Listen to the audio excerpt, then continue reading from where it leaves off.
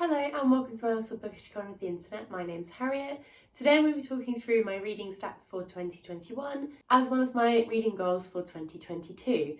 Now this is heavily inspired by Books with Emily Fox's video. I'm pretty sure that she does one every year and I always really enjoy watching these videos no matter who does them, but I just wanted to give a little shout out to her because I really love her videos. Kind of the main reason why I started my booktube channel, to be perfectly honest with you. So yeah, I'm really excited to talk through all of these stats and basically wrap up my year in books. So let's get started. Now the only place that I really track my reading is on Goodreads, so that's where all of these stats have come from. I won't unfortunately be able to do like a breakdown of all of the different genres that I've read, but I'm thinking of perhaps doing that this year, ready for the end of this year when I talk about obviously what I've read in 2022. I'd quite like to do kind of a breakdown of the different genres that I've read and kind of track on average what my rating is for each genre, because I know in 2021 I found out that there are certain books that I don't necessarily like to read, and then there are other books that I really love to read, on average anyway. So yeah, I think there's going to be some way that I figure out how to track that, but unfortunately for the year just gone I did not do that, so I will just be using the stats off of Goodreads.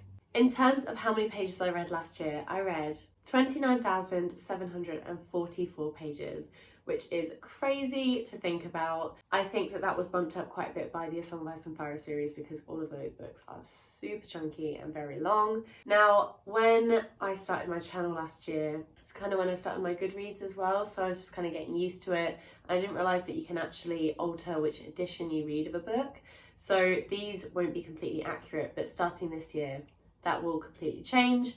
So yeah, that's going to be as close to the grand total as what I can get for you.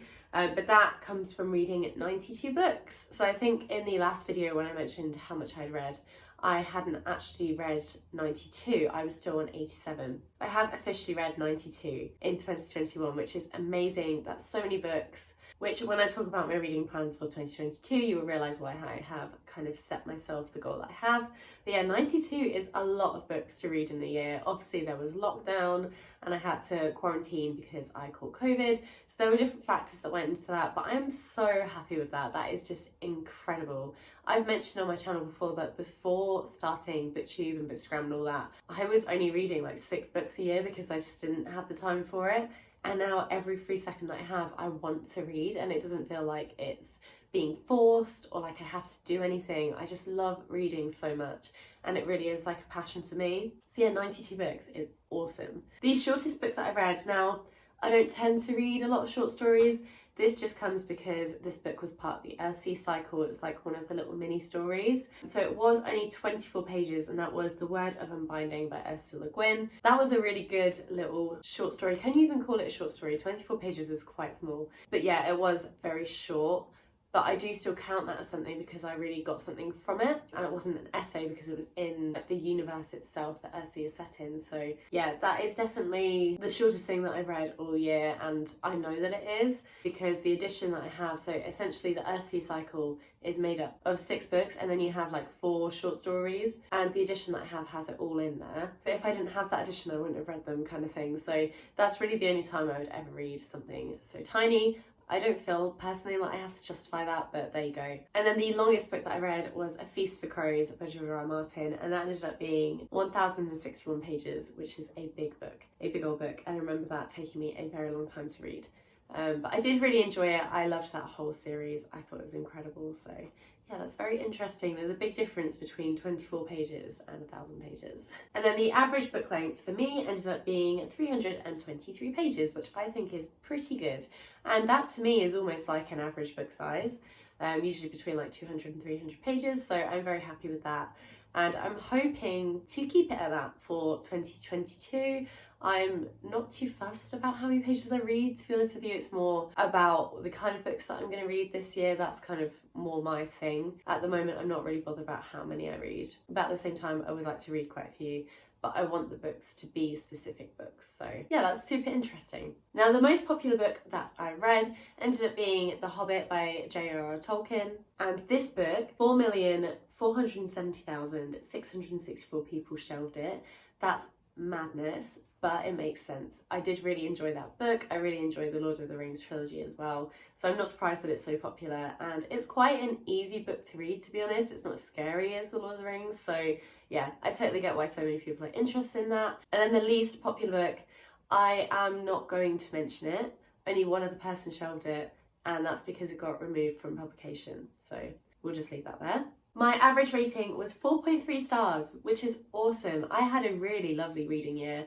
So many new favourite books, so many new favourite authors, so many wonderful series, and I was very lucky in that most of the books that I read I really enjoyed, and they were above like a 3-star rating. So yeah, I'm actually not surprised by that at all. I'm hoping that this year possibly I will be able to be a little less lenient with the books that I read, because I definitely want to curate my collection and think more about the ones that I'm picking up, which I will talk about towards the end of the video.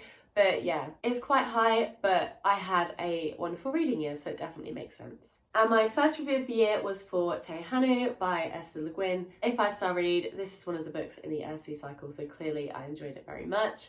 And what a lovely way to start off the year. And the last book that I read was Fahrenheit 451 by Ray Bradbury. This was also a 5-star rating. So I started the year strong and ended the year strong. That was a wonderful book that I got for Christmas, and I read it within a day. It was just awesome. I just had a really lovely reading year. I had a nice year in general. Towards the end there, things got a little bit rocky, to be honest with you. But yeah, it was a really lovely year, and I had so many wonderful experiences. I read so many lovely books, and it was really the year that solidified my love for Ursula Le Guin, which takes me onto my reading goals for 2022. So I want to read more Le Guin. It's very obvious that she's my favourite author.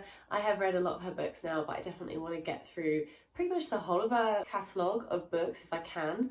I don't know how many I have to read, but there's not that many, I don't think, left. Apart from her non-fiction works, which again, I would like to read more non-fiction. So I can link those two together and read some of Ursula Le Guin's essays and things like that, which I think would be very interesting. I definitely want to read more about nature, and I want to read more about humankind as well. I need to finish Sapiens. I really need to finish Sapiens by Yuval Noah Harari so badly. It's just been sat on my shelf for ages, so do you know what? I think I'm just going to have to read it all in one go. I don't think I can dip in and out of it, because that's clearly not worked for me for the last 6 months when I've been trying to read it. So yeah, hopefully I'll be able to get to that this year as well. Not only do I want to read more non-fiction, I want to read more classics, whether that is Dickens, Austen. I just want to get to those classics and see what they're all about, because I've been reading so many kind of new hyped books, and I've had enough of it, to be honest with you, because I'm always disappointed, or almost always disappointed.